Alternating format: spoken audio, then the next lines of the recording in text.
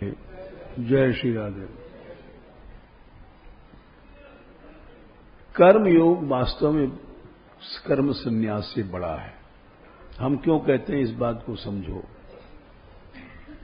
और इस बात के समझने में फायदा है।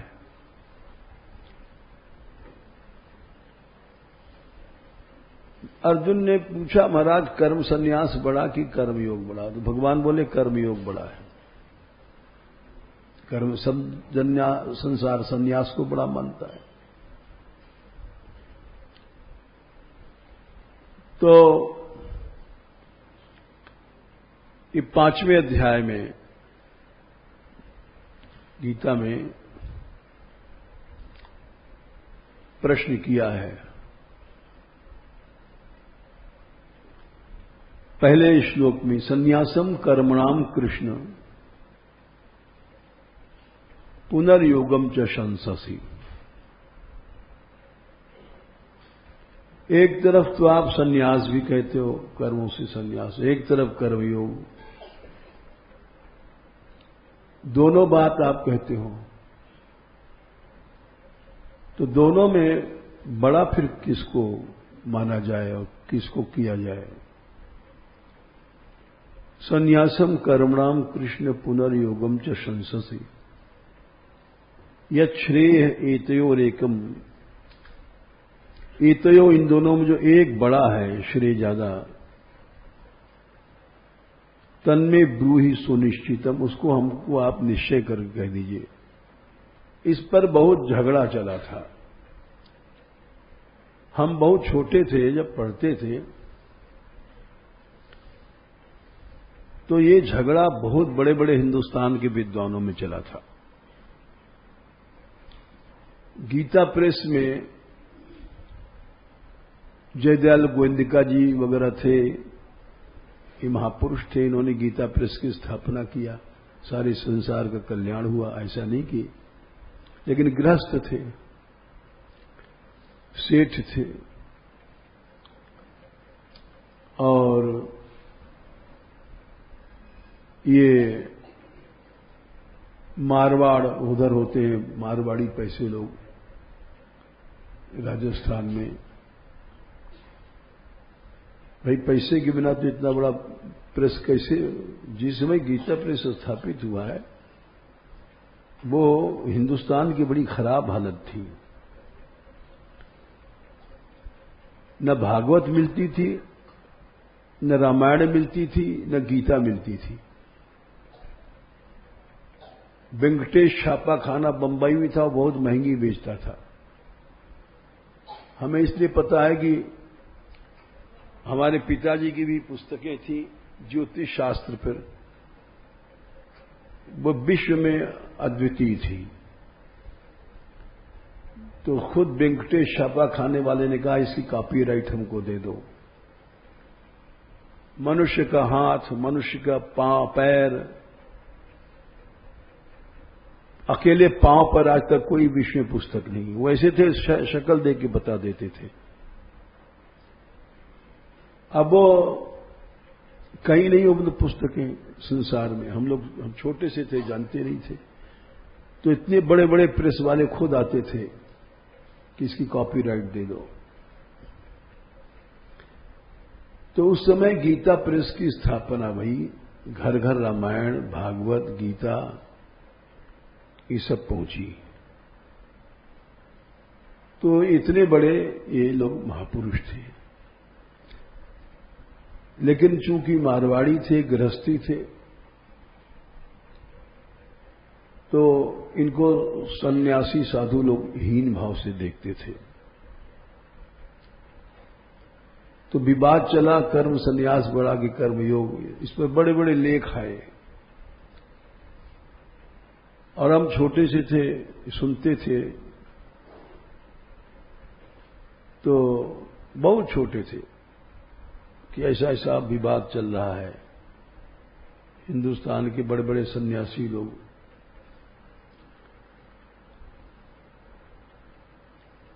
लेकिन ये पक्ष की बात नहीं, भगवान ने कर्मयोग को बड़ा माना। गीता प्रेस वाले सही थे।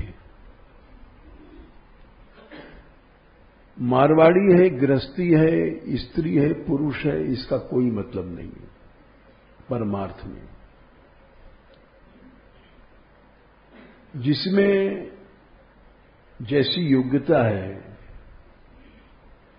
जैसे बहुत से लोग, हमने यात्रा में सबसे जब लड़कियां आगे चलती थी तो हमारी ही बड़ा विरोध किया लोगों ने कि क्यों चलती हैं। हम विरोध से कुछ मतलब नहीं, तुम करते रहो। अरे वो उनका मुंह देखने के लिए थोड़ी आगे चलाया जाता है, वो नृत्य करती हैं भगवान के सामने। तुम जाने क्या समझते हो। ठाकुर जी राजा महाराज चल रहे हैं और इनके आगे नृत्य हो रहा है, बाजा गाजा बज रहा है, मान बिहारी लाल के कारण है, ये थोड़ी कि इनको सुरक्षा भी रहती है। दूसरी बात है कि ये चक्कर है, ये काकभूषुंडी ने पहले मना कर दिया उत्तरकांड में लगभग 84 के आसपास, पुरुष निपुंसक नारीवा।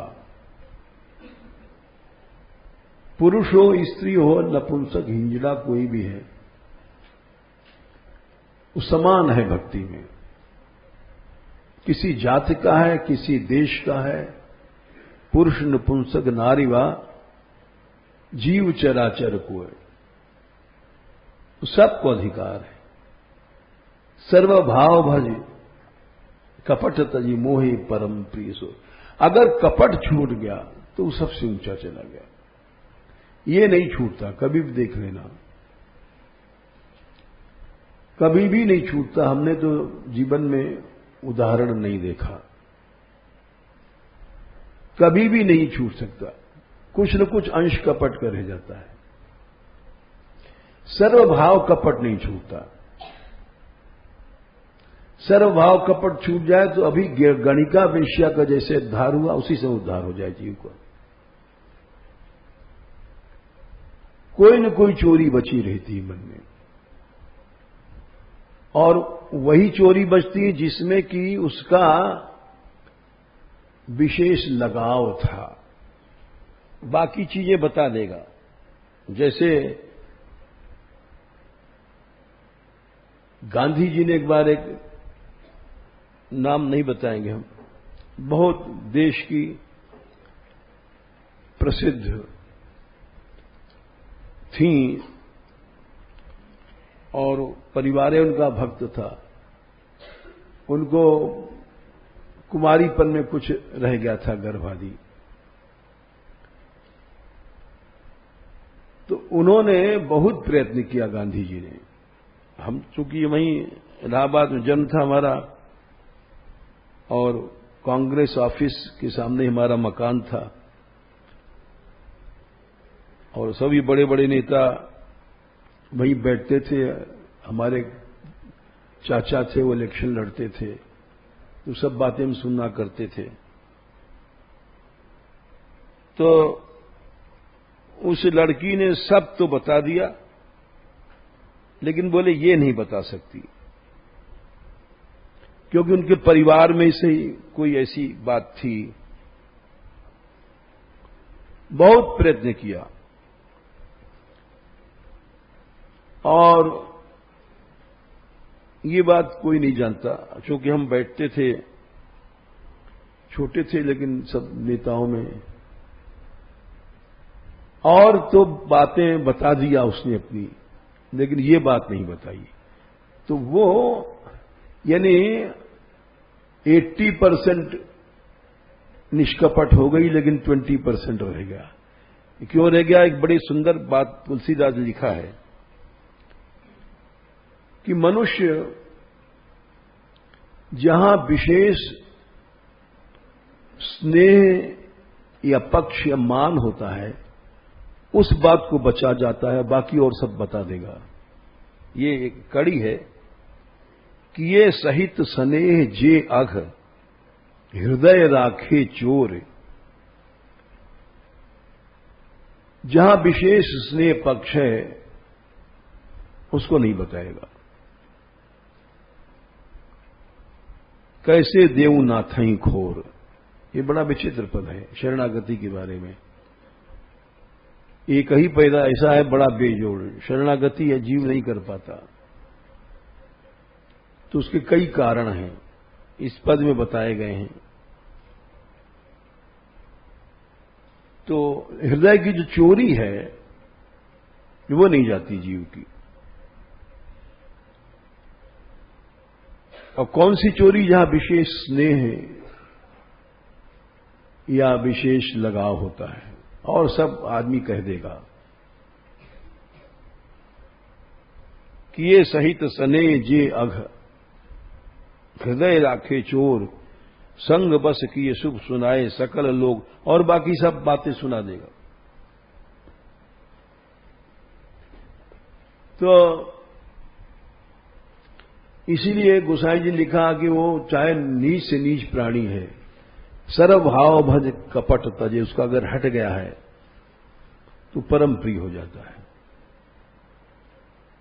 1% भी अगर कपट है तो जैसे पारस में लोहा छू जाएगा तो सोना होगा, अगर एक बाल बराबर भी फर्क है तो सोना नहीं होगा, कभी नहीं हो सकता। तो सर्वभाव निष्कपट होना ये जीव को असंभव है।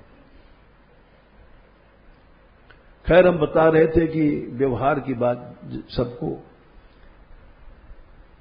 कि वो न साधु बड़ा, न सन्यासी बड़ा, न पुरुष बड़ा, न स्त्री बड़ी, न पुंसक बड़ा। जो सच में गणिका वेश्या भी अगर निष्कपट है तो शरणागति उसकी मान ली जाएगी। और अगर वो जगदम्बा भी है, सती जी ने महादेव जी से कपट किया, सती कीन चाह तहाऊ दुराऊ, दुराऊ माने छिपाव किया, देखऊ नारी, ये शरीर स्त्री शरीर का देख लो प्रभाव है। तो उनका फल मिला, शिव जी से वियोग होना पड़ा। और यहां तक कि वहां पर सिद्धांत बड़ा सुंदर लिखा है कि देखो शरणागति बस एक बाल बराबर कपट में नष्ट हो जाती है। और यहां उदाहरण देते हैं कि जैसे दूध और पानी है, वो एक साथ औटाओ ठीक है, लेकिन जिस समय कपट की खटाई पड़ती है तो दूध फट जाता है। वहां पर एक 57 हाँ खा जल पय सरस बिकाए। बड़ा विचित्र सिद्धांत है। देख लो, न दुनिया में कोई आजकल शिष्य है, न गुरु है, न स्त्री है, न पति, सब जगह कपट है। जल पय सरिस बिकाए, पानी को दूध में मिला दो तो पानी दूध के भाव बिकता है। जल पय सरिस, जल माने पानी, पय माने दूध की तरह बिकता है। देखो प्रीति की रीति यस,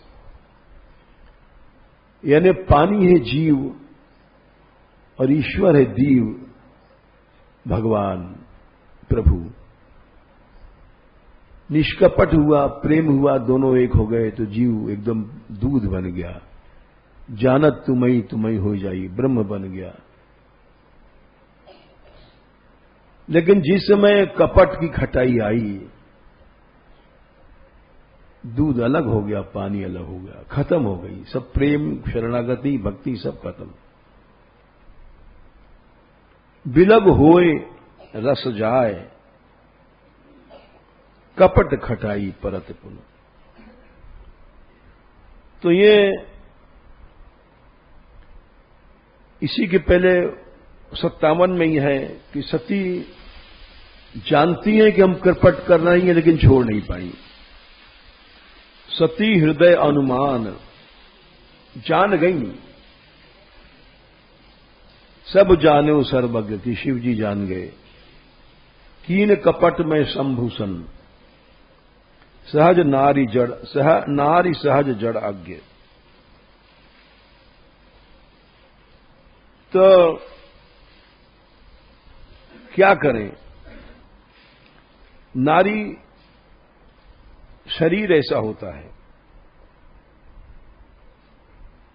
और सती कीन चह तहु दुराऊ, देखो नारी स्वभाव प्रभाऊ।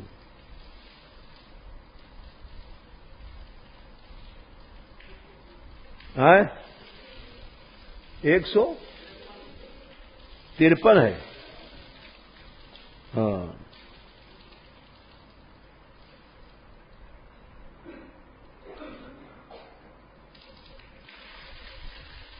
हाँ, देखो नारी स्वभाव 53 में। सब सती कपट जाने सुर स्वामी, निज माया बल हृदय बखानी, बोले बिहस राम ब्रजमानी। तो ये उन्होंने भगवान के सामने कपट किया, शिव जी के सामने कपट किया। गुरु के सामने कपट है तो भगवान के सामने कपट है, भगवान के सामने कपट है तो गुरु के सामने कपट है। यहां राम के सामने कपट है क्योंकि शिव जी गुरु हैं, पति हैं, दोनों जगह कपट है। जैसे यहां पर कहा है राम के सामने कपट किया,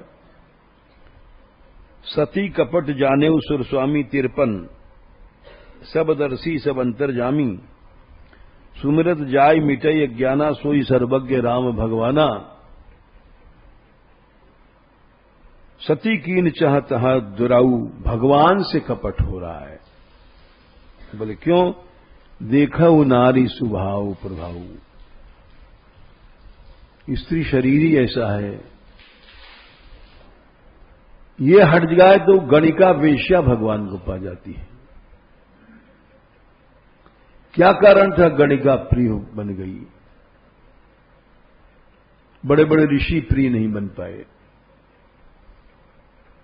ये एक ऐसा गुण है जिसमें आ गया लेकिन आता नहीं है।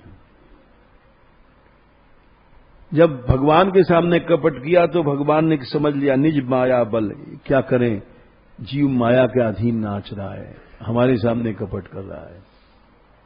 और सती जी कर रही, निज माया बल हृदय बखानी,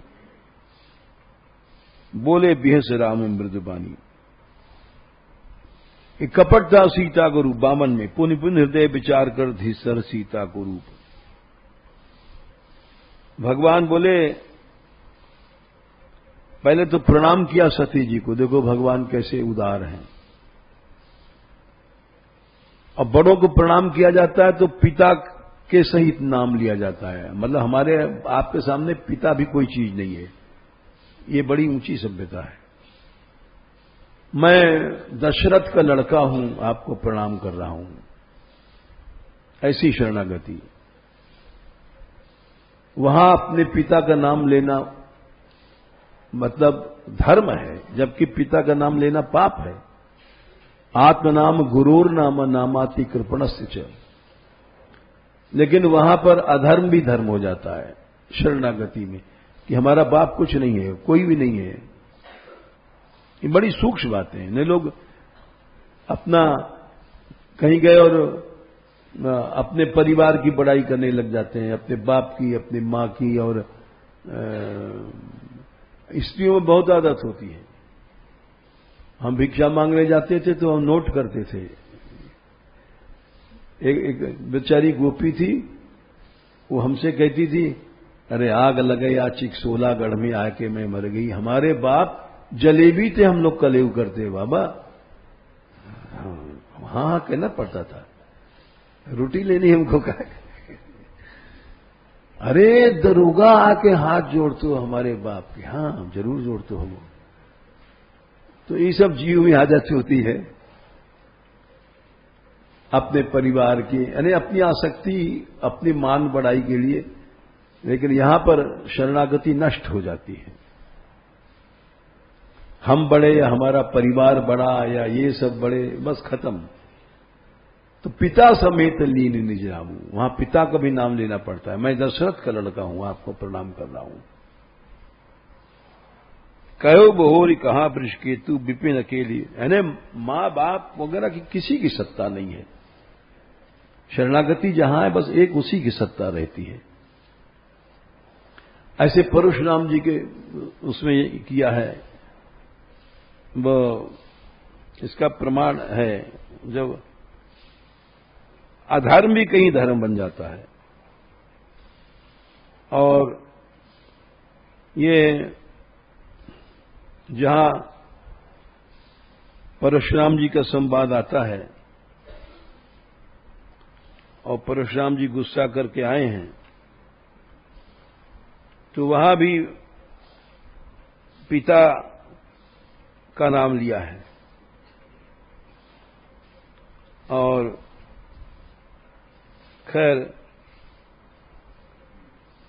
पितु समेत कई कई निजनामा 269 सब जितने थे, एक सभ्यता थी। अपने बाप का हर आदमी नाम देने लग गया। मैं उनका लड़का हूं, मैं उनका लड़का हूं। अपने बाप का नाम लेना जबकि अधर्म है। पितु समेत कई कई निजनामा लगे करन सब दंड प्रणामा। तो शरणागति का मतलब ये होता है कि मैं बिल्कुल खत्म हो गया। मैं, मेरा परिवार, मेरी इज्जत, मेरा सम्मान सब खत्म। अगर जना भी है ये सब चीजें तो शरणागति नहीं है। वहां भी है तो यहां भी है। पिता समेत लीन निज नामू। थोड़ा भी अगर आदमी अपने गौरव रखता है परिवार का, जहां शक्ति है, तो शरणागति खत्म। शरणागति में एक ही बचता है, जिस शरण है भगवान, दूसरा नहीं बचता। तो ये वहां पर उन्होंने तो किया ही भगवान से। देखो नारी स्वभाव प्रभाव, और यहां भी किया। तो जल पय का उदाहरण दिया गया 57 में। जान रही है कि सर शिव जान गए, लेकिन कपट खुल नहीं सकता है। एक नाटक चल रहा है, बड़े लोग दिखाते हैं। मनुष्य जानता है कि हमारी कपट ये अंदाज लग गया है, लेकिन खोल नहीं सकता। क्यों गुसाई जी ने कहा ये कपट की गांठ है।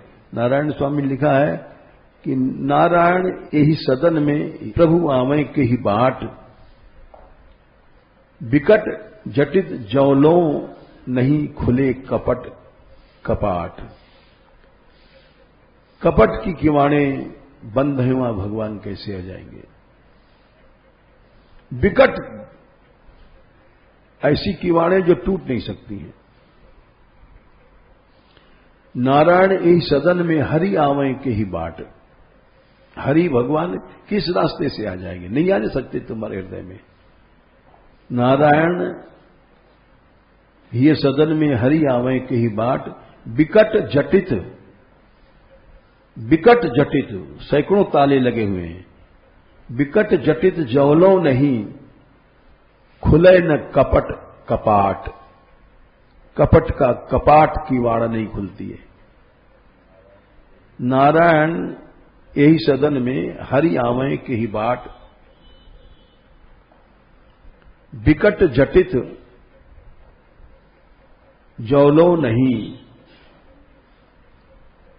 खुलत विकट जटित जौलो नहीं खुले कपट कपाट। खुलत कपट कपाट, कपाट माने किवाड़। भगवान ने स्वयं कहा है इस बात को कि तुम 1000 साधन कर लो, जब तक निर्मल मन नहीं होगा हमको प्रिय नहीं लगोगे। निर्मल मन जन सो मोहि पावा, मोहि कपट छल छिद्र न भावा। 1000 पापी है वो, जिसे में निष्कपट होता है उस बिल्कुल शुद्ध हो जाता है। इसी का नाम शरणागति है।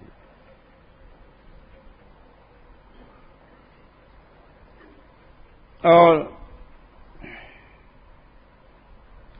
शिव जी ने विचार किया, अब इस शरीर से हम सती से नहीं मिल सकते।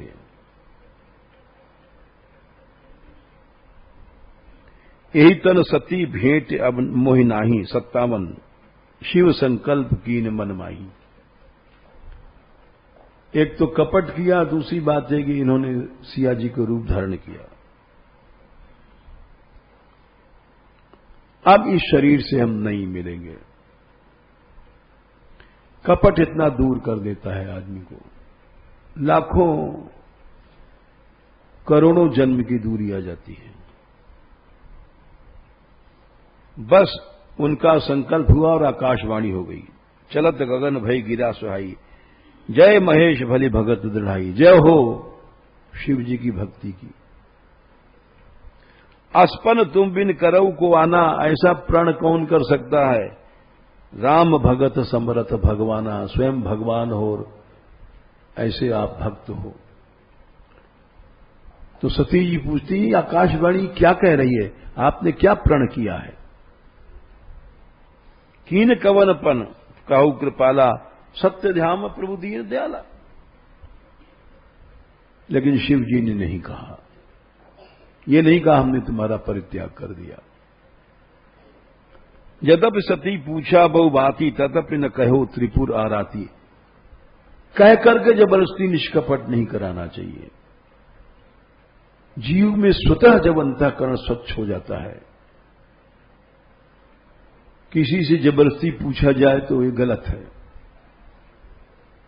शिव जी जान रहे हैं कपट है, वो भी जान रही हैं, लेकिन जबरदस्ती जो काम किया जाता है भक्ति नहीं होती है। भक्ति तो स्वतः किवाड़ी खुली और ग्रंथि अपने आप कट जाती है। बहुत पूछ रही नहीं बता रहे हैं। यहां पर लिखा है सती हृदय अनुमान किए। ये हर जीव की यही दशा है, जानता है लेकिन नहीं, एक कपाट किवाड़ खुल नहीं सकती उसकी, कभी नहीं खुलेगी। सती हृदय अनुमान किए सब जानेऊ सर्वज्ञ, कीन कपट में शंभुसन नारी सहज जड़ आज्ञ। भगवान से कपट है तो गुरु से है तो भगवान से, दोनों जगह हो जाता है। वहां राम से भगवान से कपटता, यहां गुरु रूप शिव से। यहां खुल गया तो वहां भी कपाट खुल जाएगा। तो प्रसंग तो ये बहुत लंबा है, लेकिन हमें बता रहे थे कि मनुष्य अपने शंकाओं को, अश्रद्धाओं को छिपाता है और वो ये नहीं समझ सकता कि बात सही है कि भक्ति में तो सबको अधिकार है, छोटा बड़ापन रखना ही नहीं चाहिए। जब भगवान कहते हैं कि युद्ध करते समय भी मेरा स्मरण, सब में मुझे देख, अब कितना कठिन है। शत्रु है और शत्रु से लड़ रहे हैं, मार रहे हैं, और उसमें भी भगवान को देखना, ये कितना कठिन कर्मयोग है। हमारी बात समझो। भगवान ने कहा माम अनुस्मर युद्ध च, 8वें अध्याय के 7वें श्लोक में। मेरा स्मरण भी बराबर रहे और युद्ध मार भी। अब कितना कठिन है ये भगवान को मारना, लेकिन ये कर्मयोग है, इसीलिए कर्मयोग को बड़ा बताया गया। यही हम उत्तर दे रहे हैं कि 5वें अध्याय में जो प्रश्न किया था अर्जुन ने पहले श्लोक में, और इस पर बड़ा विवाद चला हिंदुस्तान में, करीब 65 साल पुरानी बात है। हम छोटे से थे, बड़े बड़े विद्वानों में कि संन्यास बड़ा कि कर्मयोग गृहस्थी बड़ा। तो भगवान बोले संन्यास कुछ नहीं, कर्मयोग बड़ा है। 5वें अध्याय के दूसरे श्लोक में संन्यास कर्मयोग निःश्रेयस्करौ उभौ, दोनों से कल्याण होता है, दोनों से होता है, लेकिन तयोस्तु कर्म संन्यासात कर्मयोगो विशिष्यते, कर्म संन्यास से कर्मयोग बड़ा है। बोले क्यों? कर्मयोगी कर्म करता है, संसार उसे सीखता है।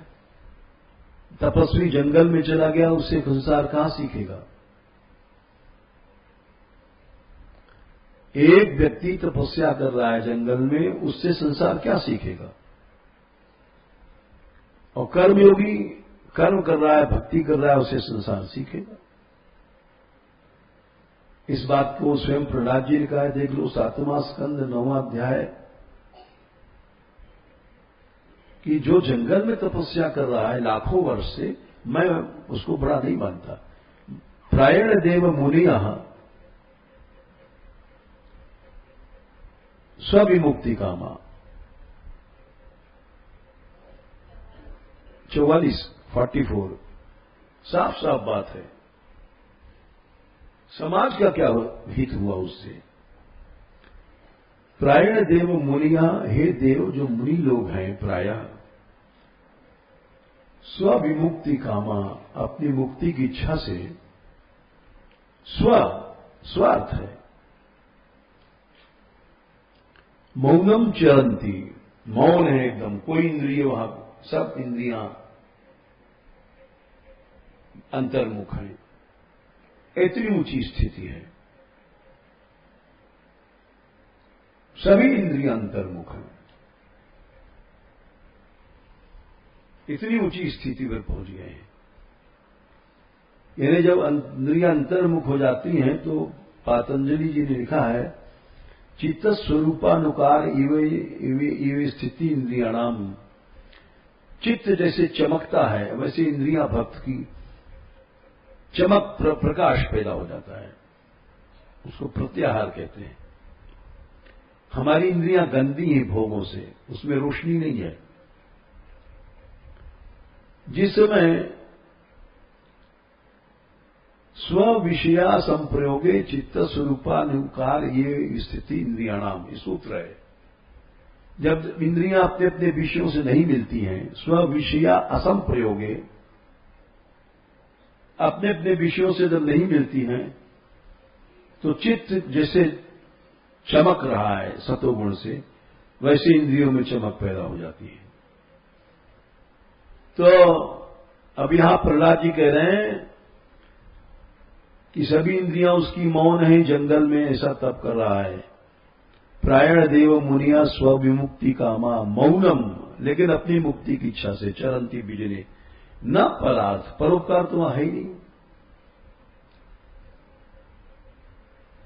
मैं ऐसा तपस्वी साधु नहीं बनना चाहता। नैतान विहाय कृपणान, ये गरीब बेचारे जो संसार में जल रहे हैं, मर रहे हैं, असुर बालक, इनको छोड़ करके मैं अकेले मुक्त नहीं होना चाहता। नैतान विहाय कृपणान विमुमुक्ष एको, इसीलिए मैं कहता हूं सब लोग ध्यान करो। जैसे छोटे बच्चा आ गया, उसको कुछ अच्छी शिक्षा दे दो, बता दो, परोपकार भी करो। हमारा तुम्हारा कर्तव्य है। खाली बैठे बैठे कोठरी में बैठे रहे और तपस्वी बन गए, ऐसा नहीं बनना चाहिए। नैतान विहाय कृपणान विमुमुक्ष एको नान्यम ततस्य शरणम भ्रपतो नृपृष्ये। तो कर्मयोगी से समाज को लाभ होता है, इसलिए तयोस्तु कर्म संन्यासात् कर्मयोगो विशिष्यते। उसमें करुणा ज्यादा होती है कर्मयोगी में।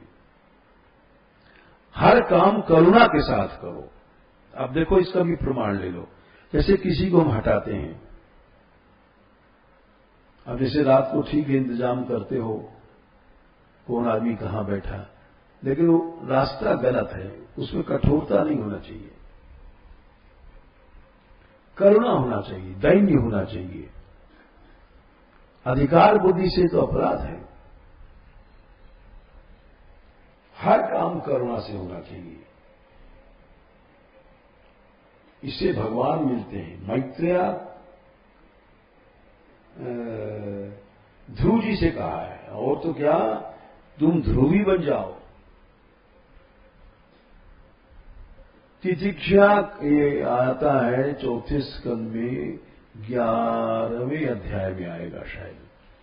ध्रुव जी से कहा है मनु ने, बेटा तुमने युद्ध किया, उसमें है 13।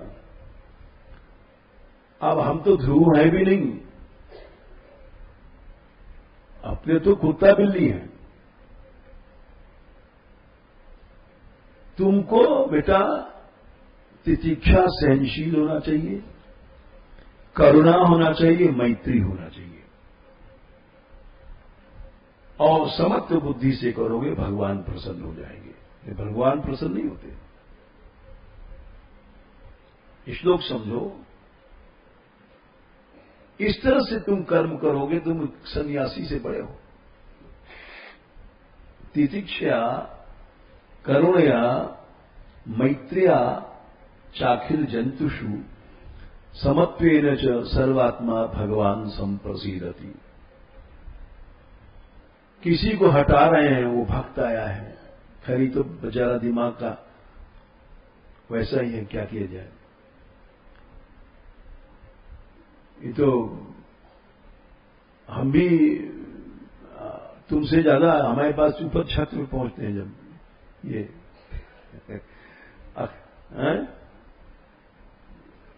ये अभी दे गए कागज लिखे घोषणा, अभी तुम नहीं थे, विशिष्ट बुद्धि के, अभी सब चले गए कहीं।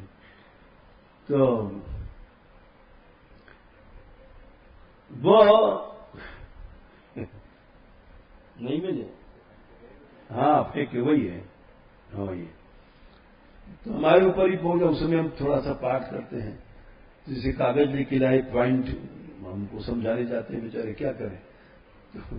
तो उस समय कोई भी बोलता है हमको अच्छा नहीं लगता।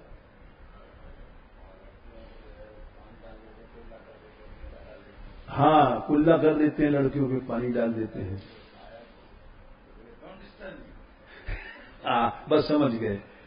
तो हम भी परेशान हो जाते हैं ऊपर पहुंच के, और फिर लेक्चर देते हैं। तो हम उस समय सोचते हैं इनसे कठोरता से क्या व्यवहार करें। कठोरता से व्यवहार में अपना नुकसान है किसी तरह से। हालांकि कठोरता से एक धक्का मार दें तो कोई उनको टोकेगा नहीं, सब खुश होंगे, लेकिन हमको सोचना पड़ता है कि हमारा हर व्यवहार, जैसे ध्रुव जी को उपदेश दिया है, बड़ा सुंदर उपदेश दिया मनु जी ने। भगवान प्रसन्न कैसे होंगे? हमारे व्यवहार में तितिक्षा होना चाहिए, करुणा होना चाहिए हर व्यवहार में, बोलने में, चालने में। ये नहीं किसी को हाथ पकड़ के उठा दिया, मान लो तुमने, आया है भक्त है, दर्शन करने आया है, इसमें अपराध लग जाएगा। बड़ा कठिन है प्रबंध करना। अब प्रबंध करने वाले ये नहीं कि उससे कर्म से भागना चाहिए, कर्म से भागना नहीं चाहिए। कर्मयोग इसीलिए बड़ा है, उस समाज की सेवा करता है। चुप बैठे हो साधु बन करके, उससे वो कर्मयोगी बड़ा है। कर्म से भागना नहीं चाहिए। तयोस्तु कर्म संन्यासा, जो आदमी ऐसा कर रहा है वो उससे बड़ा है जो चुपचाप बैठा है। लेकिन उसके व्यवहार में तितिक्षा होना चाहिए, करुणा होना चाहिए, मैत्री होना चाहिए। बस इतने से भगवान प्रसन्न हो जाते हैं। जैसे हमने इनसे कहा, ए हट जाओ, एक ये भी शैली, एक ये है मधुरिया गिरा बलगुवाक्या बुद्ध मनोज्ञा गोपी ने कहा, टोन मीठा हो, शब्द मीठा हो, भाव मीठा हो। इधर बैठ जाओ भैया। फर्क है दोनों में। उसमें अपने हृदय में मिठास भी बनी हुई है, भक्ति का निर्वाह है, अपराध नहीं लगेगा। किसी कोई आदमी हठ कर रहा है तो हठ से हठ नहीं टकराना चाहिए, उसमें अपना नुकसान है। और हम देखते हैं रोज नाटक, थोड़े दिन ही नाटक रहेगा, फिर तो जब रस मंडप में पहुंच जाएंगे तो बहुत जगह वहां हटाना ही नहीं पड़ेगा। थोड़ी दिन की दिक्कत, एक आध महीने की। तो वो कोई कह रहा है, हमने देखा संत लोगों में, अब खुद चाहिए कोई आ गया जगह दे दो, कोई कहने गया इधर सरक जाओ, इशारा के उधर ले जाओ। अरे तो तुम ही सरक जाओ बाबा, तो क्या बड़ी मुश्किल है। लेकिन नहीं, हम कपड़े के साधु हैं।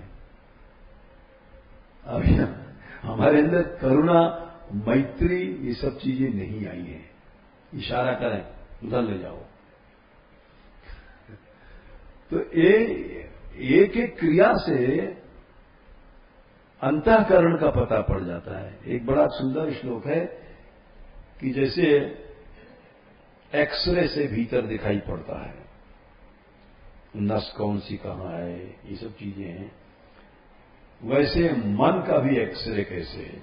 सात चीजें हैं, इनसे पता पड़ जाता है कि इसका मन कैसा है। वह नेत्र व्यक्त विकारी से लक्ष्यते अंतर्गत मना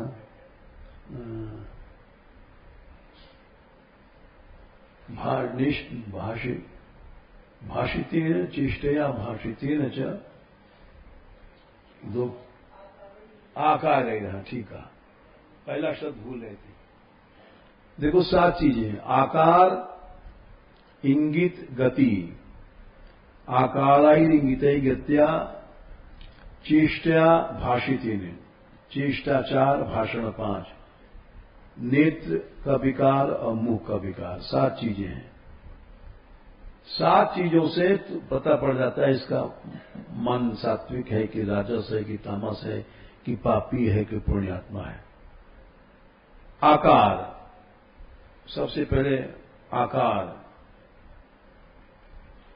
सारे शरीर की। जैसे कोई दशरथ जी गए कैकेयी को, देखा आकार, मुंह फूल रहा है, आंख से देख नहीं रही है, सिर नीचा है, वो तो मान है। दूर से पता पड़ गया, आकार से मामला गड़बड़ है।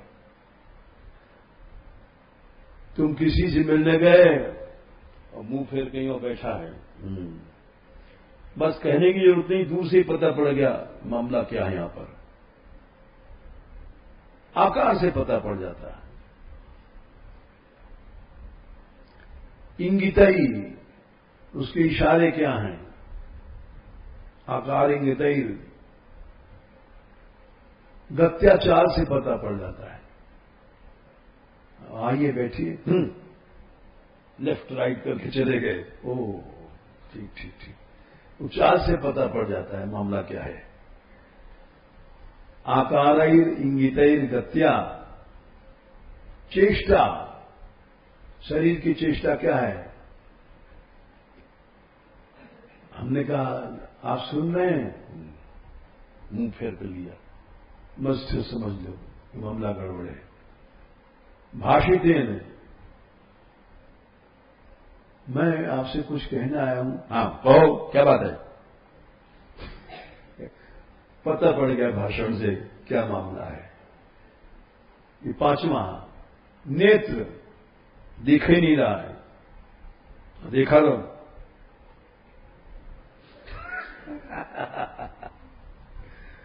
क्या बात है, समझ गए। वक्र मुंह का विकार,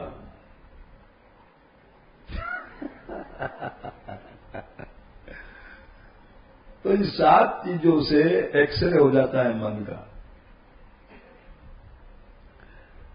तो ये 7 चीजें मधुर होनी चाहिए, सतोगुणी होनी चाहिए। ये गोपियों ने कहा है, मधुरिया गिरा वल्गुवाक्या बुध मोहनो गया। वाणी मधुर हो, 3 चीजें गोपियों ने कहा है। ये गोपी गीत में श्लोक आता है, 8वां श्लोक है। गोपी गीत 31 अध्याय, 10वां स्कंद 31। अब देखो, इस जगह हम सब फेल हैं और जन्म भर फेल ही रहेंगे। बड़ा कठिन है ऐसा बनना। 3 चीजें हैं। एक तो वाणी स्वर मीठा हो, मधुरिया गिरा, 10, 31, 8 मिला। और वाक्य मीठे हो, शब्द। और बुध मनोज्ञा, भाव मीठा हो। भगवान श्री कृष्ण की वाणी में 3 बातें हमेशा रहती हैं। अब इन तीनों को हम तुमको प्रैक्टिकल बता दें, तब समझोगे। मधुरिया गिरा मैंने शब्द मीठे, मीठा होना चाहिए। कोई आया है, हम आपसे कुछ कहने आए, कहिए। अब मीठा क्या कहो, कहिए भाई, ये तो मधुर है, हम कहिए। तो ये गिरा शब्द जो है, स्वर मीठा नहीं है। दूसरा है वल्गु वाक्य, वाक्य मीठा होना चाहिए, शब्द मीठा होना चाहिए। अब अपने माता जी के पास जाओ, जाके कहो, ए मेरे बाप की लुगाई। बात सही है, पिता की स्त्री है, लेकिन शब्द कड़ा है। किसी को अक्सर मूर्ख है, हाँ आजी आप तो बड़े विद्वान हैं, व्यंग वचन बोल रहे हैं, तो शब्द भी मीठा होना चाहिए। मधुर गिरा वल्गु वाक्य और बुध मनो के मने मन के भाव अच्छे होना चाहिए। अब किसी को हम जैसे, आइए पंडित राज, वहां मूर्ख है उसका, आप पंडित राज कह रहे हैं, शब्द तो बड़ा मीठा है, लेकिन भाव व्यंग का है। पंडित राज कह रहे हैं, है बेचारा ना समझ। कोई बहुत कमजोर बीमार है और बैठा है, आओ पहलवान। शब्द तो बड़ा मीठा है, लेकिन भीतर भाव व्यंग का है। तो भाव भी मीठा होना चाहिए। तो उससे ये बहुत बड़ा तपस्या है। भगवान कहते हैं जिसको बोलना आ गया, तो 3 तरह की तपस्या में एक तपस्या उसकी पूरी हो गई। 33% वो पास हो गया। अगर बोलना ही आ जाए तो 33% हम पास हो गए, और क्रिया आ जाए तो 66% पास हो गए, और मन शुद्ध हो जाए तो 99% पास हो गए। देख लो 17वां अध्याय गीता। 33% भी अपना नहीं है, अपने तो फेल हैं।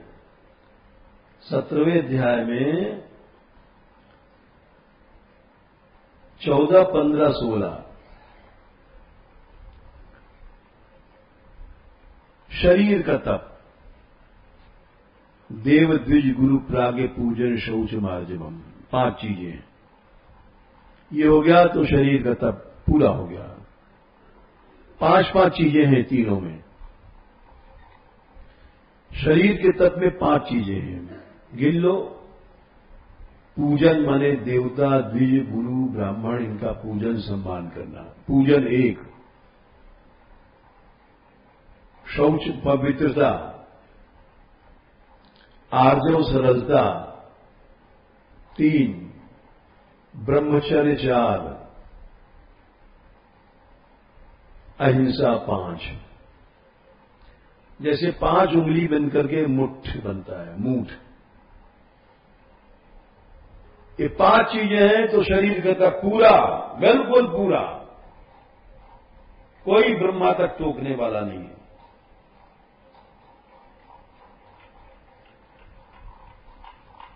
और अब चलो वाणी का तप 15। अनुद्वेग कर्म वाक्यम नंबर 1। 5 चीजें इसमें भी हैं। ऐसा वाक्य मत बोलो दूसरे को उद्वेग हो जाए, ऐ मूर्ख, ऐसा वाक्य नहीं बोलो। वाणी का तप नष्ट हो गया तुम्हारा। नंबर 1, उद्वेग का ही वाणी नहीं बोलो, बच्चे से भी नहीं बोलो। ऐ छोरी क्या करती है, ये भी गलत है।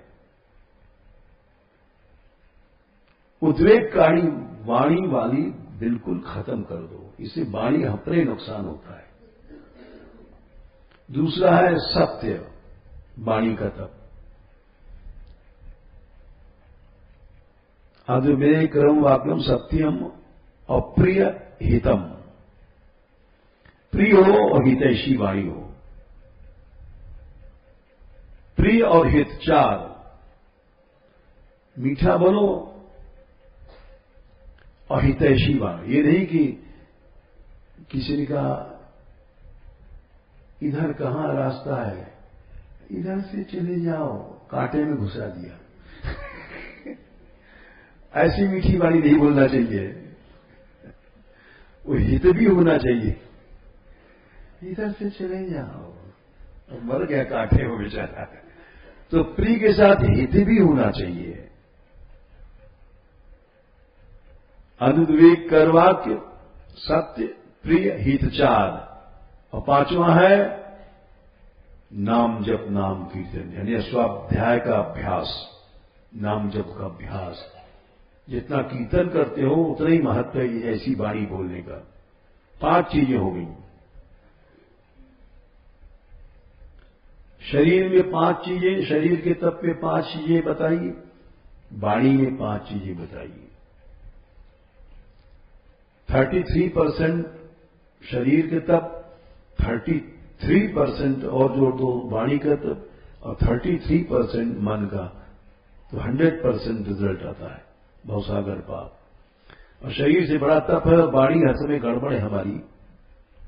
अब जैसे वो ये बोल रही थी उस दिन, मधुबनी बोल तो रही थी लेकिन हमने फेल कर दिया। रास वाले कैसे बच्चों को रटाते हैं, हे प्रिया प्रीतम जू आपके रास को समय है, सो कृपा करके पधारो, सिखाया जाता है। ऐसा नहीं हे प्रिया प्रभु जी आपके रास समय को पधारो। अब लपसी से चाट गए तो रास थोड़ी, उस वाणी में रस नहीं आएगा। ठाकुर जी कहते हैं अच्छो सखी मैं प्यारी जी से आज्ञा ले लूं। अब अच्छा सखी मैं प्यारी जी से आज्ञा ले लूं, तो वही का रास का नाश हो गया, वो रास का नाश हो गया। तो बच्चे रट तो गए हैं, लेकिन इनको अभी एक्सेंट, जैसे अब कह रही है भज गोविंदम भज गोविंदम भज गोविंद, ऐसे नहीं, उसको धीरे भज गोविंदम भज गोविंदम, तब जाकर के स्वाध्यायाभ्यसनम चैव, अभ्यास में ये सब बातें होनी चाहिए। तो 5 चीजें वाणी के तप हो गया। अब मन के चलो 16वां, मनः प्रसाद सौम्यत्यम मौनम आत्मविनिग्रह भाव संशुद्धि रीत्ये तपो मानस वंचिते। 5 चीजें और मन में भी गिन लो। प्रसाद माने लड्डू पेड़ा नहीं, मन का प्रसाद माने निर्मलता। अब बैठे हम लड्डू की सवेरे सोच रहे हैं लड्डू आ जाए, लड्डू आ जाए, तो मन में प्रसाद नहीं है। स्त्री चिंतन हो रहा है, भोग चिंतन हो रहा है, तो मन में प्रसाद गुण नहीं है। अपनी माला कर रहे हैं, सोचे 11 बजे के टाइम पंगत का है, अभी 15 मिनट और फिर लो माला। तो ये मन में प्रसाद गुण नहीं आया। सौम्यत्व मन शीतल ठंडापन, सोम मन चंद्रमा,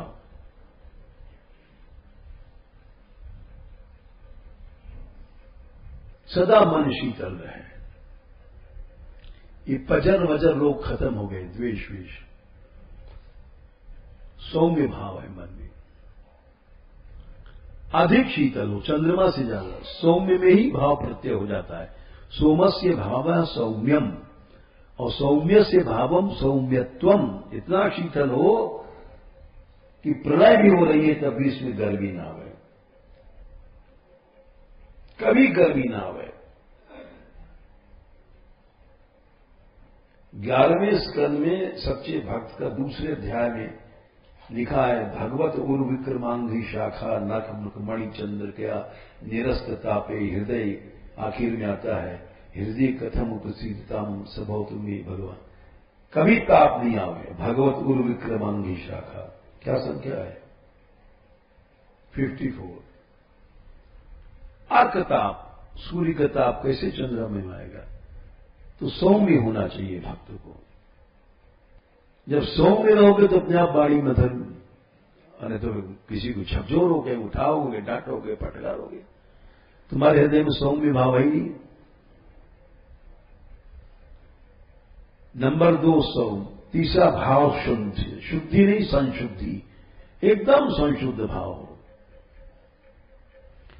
सुंदर स्त्री को देखते मान भगवती का भाव आ गया, श्री जी का भाव आ गया, ये शुद्ध भाव है, संशुद्ध भाव है। इसमें अब बहुत समय हो गया, फिर कथा सुनाएंगे कभी। मना प्रसादा सौम्यत्वम, वहां प्रचार में जाना है क्या? अच्छा, तो आयु और 5 मिनट सही सुना देंगे। संशुद्ध भाव का एक उदाहरण,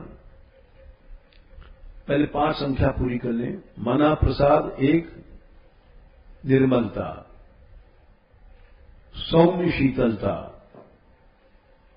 सम्यक पूर्ण शुद्धि, 3 मौन, मन की चंचलता खत्म, मन वाणी का मौन नहीं, मन का मौन, मौन माने स्थिर हो गया, आत्म विनिग्रह और अपने कंट्रोल में है मन। ये 5 चीजें मन के तप में आती हैं, 5 चीजें शरीर के तप में, 5 चीजें वाणी के तप में, 5 चीजें मन के तप में। एक भाव संशुद्धि का उदाहरण दें। जब हम आए थे, करीब 58 साल पुरानी बातें हैं, तो ब्रज परिक्रमा हम गए रमण रेती वालों की, पर उस समय यात्रा नामी थी। अब तो सभी यात्राएं अपना स्वरूप खो बैठी। कोई भगवान की दया है, मानगढ़ की यात्रा चल रही है, क्योंकि अभी तक हम लोग लोभ में नहीं फंसे हैं। और जितने हमारे काम करने वाले भी हैं, वो बेचारे अच्छे हैं, यहाँ के साधु, पैसा वैसा नहीं चाहते, सेवा परायण है। ये भी नहीं कि हम साधुओं की सेवा करें, साधक हैं अच्छे, किसी काम में लग पड़े। जैसे अभी बेचारे गुजराती लोग हैं, ये साधक हैं, हर काम में आगे दौड़ते हैं, सेवा परायण। तो दृष्टि से तब पता पड़ जाता है। इसीलिए थोड़ी मानगढ़ की यात्रा भी अच्छी है। और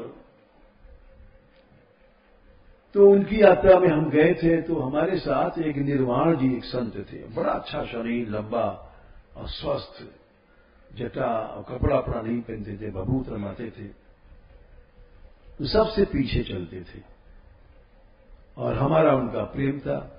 हम जरा बक्की पंडित हैं, गीता वीता, तो हमसे गीता सुनते थे, बोले हमसे बड़ा प्रेम करते, आओ सुनाओ सुनाओ कुछ।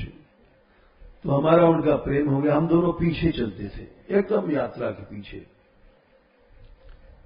तो एक कोसी की बात है, वो आज तक देखो बात भूलते नहीं है, अच्छी बातें हैं। शेख शाही से यात्रा आ रही थी नहर किनारे किनारे, तो दो रास्ते हैं, एक तो उधर से खैराट होके आती है और एक नहर के किनारे से। नहर के किनारे से हम लोग आ रहे थे। सब यात्रा करीब 300-400 यात्री थे, या ज्यादा हो सकते हैं। सबसे पीछे हम दो थे। एक वो स्त्री भी हमें नाम याद है उसका, बेचारी भद्र थी, वो नहर में नहा रही थी, रुक गई थी पीछे सबसे। तो वो नहा करके निकली सबसे पीछे, और इधर से हम दोनों पहुंचे। वो कपड़ा पड़ा वैसे थे, कुछ आधे खुले हुए इस तरह से। तो निर्वाण जी ने देखा और रुक गए, वहीं खड़े हो गए और बन बन बन बन बन बन बन आंख बंद करके करने लग गए। चली गई वो। तो हमने कहा निर्वाण जी ये आप क्या कर रहे थे, मंत्र बोल रहे थे? बोले गुरु भाई इसमें बड़ी भारी कहानी छिपी है। अच्छा, वो बड़े संयमी थे, कपड़ा नहीं पहनते थे। अब जाने जीवित होंगे कि नहीं होंगे, 58 साल पुरानी बातें हैं।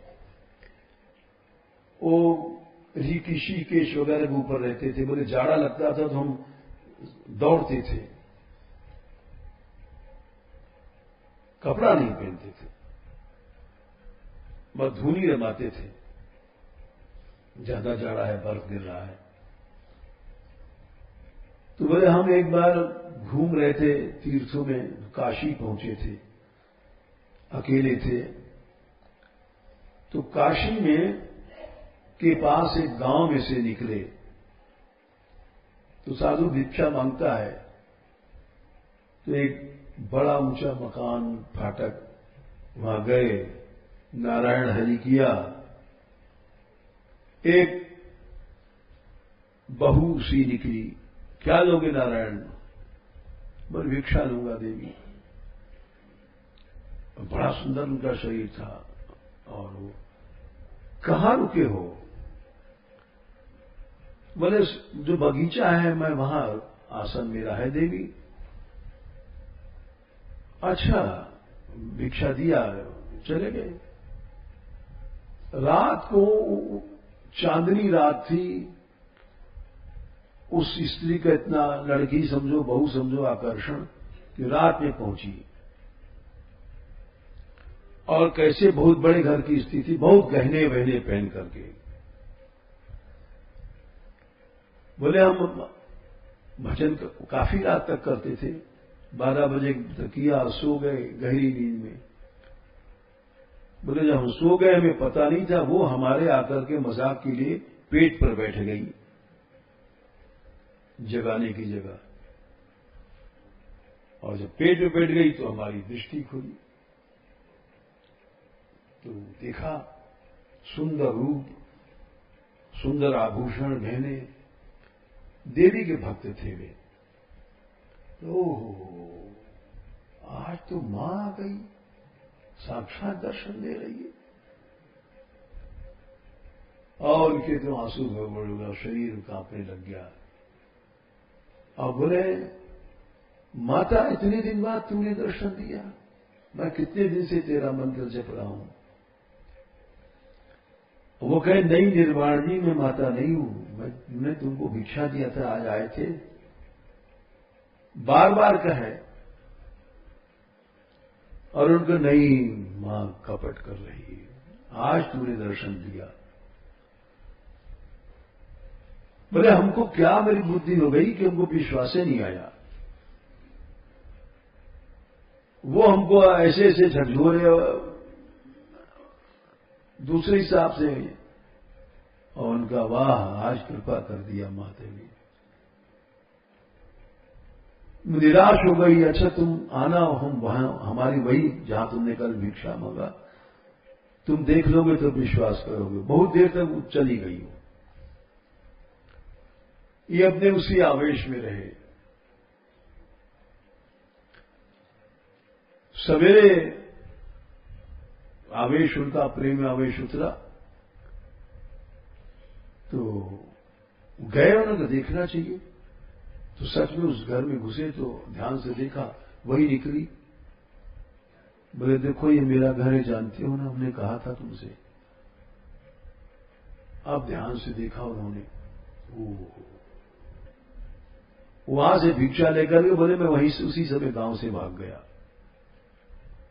क्योंकि ये फिर आएगी रात में।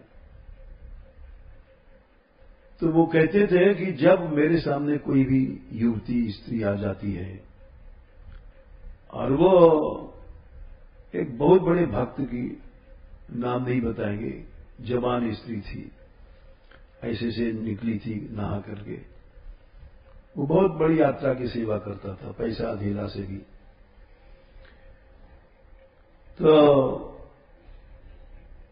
उन्होंने बोले हम उस समय खड़े हो जाते हैं और जगदम्बे रक्षमाम, जगदम्बे रक्षमाम, जगदम्बे रक्षमाम। पढ़े लिखे जो थे नहीं, इसलिए ही रटते थे। मेरा नियम है। बोले इसी समय इस मंत्र से हमको एकदम लगता है कि जगदम्बा है सामने, जगदम्बा है, जगदम्बा है। तो ये भाव संशुद्धि का उदाहरण है। या दूसरा उदाहरण है, मीरा जी का लिखा है, मीराबाई बिन को संतन पिता जाने उर लावे, बिहारी स्वामी बिन को गावे। या मीराबाई ये संतों के गोद में जाके लिपट जाती थी, पिताजी पिताजी कहके। एक छोटी सी 3 साल की बच्ची का भाव, इसको भाव संशुद्धि कहते हैं। जैसे मीरा को उदाहरण दिया। तो मन का तप यह है कि देखते ही मान प्रथम स्फूर्ति जो हो वो इष्ट की हो गए। तो बात चल रही थी, दूसरा दासास्तु प्रश्रितास्त से वो प्रसंग छूट गया। इसलिए कि हम लोगों को ऐसा व्यवहार रखना चाहिए, रात को किसी भक्त को उठा रहे हैं, बैठा रहे हैं, करुणा, मैत्री, मधुरता, इससे वो कर्मयोग बन जाएगा। कर्मयोग सब नहीं कर सकते, लेकिन कर्मयोगी तो वही है, समत्वम योग उच्यते। देख लो दूसरा अध्याय, योगस्थ योग क्या है? योग में स्थित होकर सब कर्म करो। खाना पीना, उठना बैठना, बोलना चालना, देखना चलना, फिरना सोना, सब कर्म योग में स्थित होकर करो, तब कर्मयोगी बनोगे। समझो इस श्लोक को, बड़ा कटे नहीं समझना। लवशंका करना, शौच जाना, जितने कर्म हैं योग में स्थित होकर करो। किसी से बोलना, किसी से बैठना, खाली नहीं कि इतनी देर भजन किया। योगस्थ कुर कर्माणि, बोले संगम त्यक्त्वा, आसक्ति छोड़ करके। हमारी बात नहीं मानी गई, हमारा ये नहीं हुआ है, ये देहासक्ति के कारण हम लोग काम, क्रोध, मोह, कठोर, ये सब व्यवहार आता है। संगम त्यक्त्वा, सिद्धि असिद्धि में समान। कोई तुम्हारी बात मान गया तो ठीक है, नहीं मान गया तो गुस्सा नहीं करो। बस यही योग है, ये समत्व ही योग है। ये समत्व नहीं है तो कर्म योग नहीं है, फिर तो गड़बड़ फड़बड़ मामला है। अरे साधु सन्यासी से ऊंचे बन जाओगे। भगवान की सी वाणी है। कोई जरूरत नहीं तपस्या तपस्या करने की, एकांत में बैठने की। हर क्रिया में समत्व ला दो, हजारों तपस्वियों से ऊंचे चले जाओगे। इस श्लोक को समझो। और नहीं तो एकांत में रह के भी समत्व नहीं है तो कुछ नहीं, सब गड़बड़ फड़बड़ रहेगा। क्योंकि समत्वम योगोच्यते। समत्व नहीं आया तो कुछ नहीं, आदू साधु बनने से क्या। भगवान की वाणी, इसको समझना चाहिए। हम लोग थोड़ी देर में खींच जाते हैं, समत्व नहीं है, पक्षपात करने लगते हैं। गृहस्थी अपने परिवार का पक्ष करता है, उसके बेटा की बुराई कर दो, बेटी की कर दो, बहू की कर दो, बस आग लग जाएगी। ऐसे हम लोग हैं, अपने संप्रदाय के बारे में चो लड़ाई लड़ते रहते हैं। ये सब गलत है। विषमता को छोड़ो, समत्व में आ जाओ, योग बन गया। चलो।